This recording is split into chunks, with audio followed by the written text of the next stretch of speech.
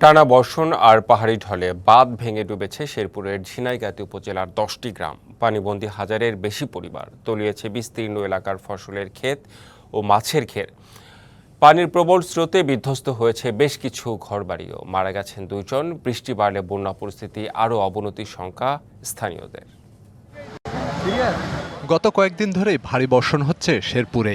সাথে পাহাড়ি ঢলের পানিতে বৃহস্পতিবার সকালে বিপদসীমা ছাড়ায় চেল্লাখালী, সোমেশ্বরী ও মহারশী নদীর পানি। পানির তীব্র স্রোতে মহারশী ও সোমেশ্বরী নদীর 10টি পয়েন্টে বাঁধ ভেঙে গেলে পানি প্রবেশ করে লোকালয়ে। প্লাবিত হয় ঝিনাইগাতি উপজেলার 10টি গ্রাম। পানিবন্দী হয়ে পড়ে হাজারো পরিবার। সবাই আশা করছিল এই ঘর বাড়িটা আল্লাহ নিয়ে গেছে, আল্লাহ খুশি জায়গা নেই।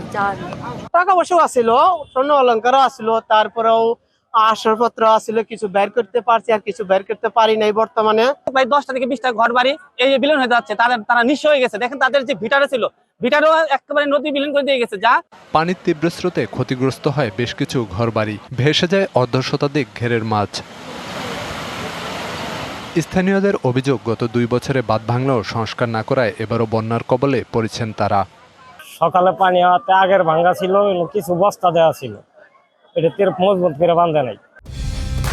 কালার এক্সপার্ট, জর্জ স্যাপ এবং মাইল্ড অন হ্যান্ডস টেকনোলজি সমৃদ্ধ অরিক্স ক্রিস্টাল ওয়াশ আপনার লন্ড্রি এক্সপার্ট। আপনার আরো আমরা বস্তা দিবার ধরছিলাম, এই বানার কোলা নাই, মাটি উদা নাই, মানে এই রুটখানে একটু কমাইতে কোনো মাটি উদা নাই। মাটি দিলে এই অবস্থা হইতো না আমাদের। প্রতি বছর এই জায়গাটায় ভাঙে, মানে সংস্কার হইতেই আছে না, শুধু আশ্বাস দেওয়া যায় কিন্তু সংস্কার হয় না। বন্যা মোকাবেলায় প্রস্তুতির কথা জানিয়েছে প্রশাসন। ভেঙে যাওয়া বাঁধ দ্রুত মেরামতের আশ্বাস পানি উন্নয়ন বোর্ডের। ইতিমধ্যে ক্ষতিগ্রস্তদের তালিকা করে তাদের মধ্যে শুকনো খাবার সরবরাহ করার জন্য ব্যবস্থা করছি।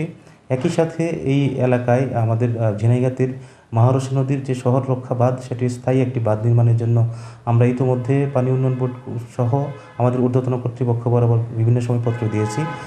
শেরপুরকে বন্যার কবল থেকে রক্ষায় চিল্লাখালী, সোমেশ্বরী ও মহারশী নদীতে স্থায়ী বন্যা নিয়ন্ত্রণ বাঁধ তৈরির দাবি স্থানীয়দের।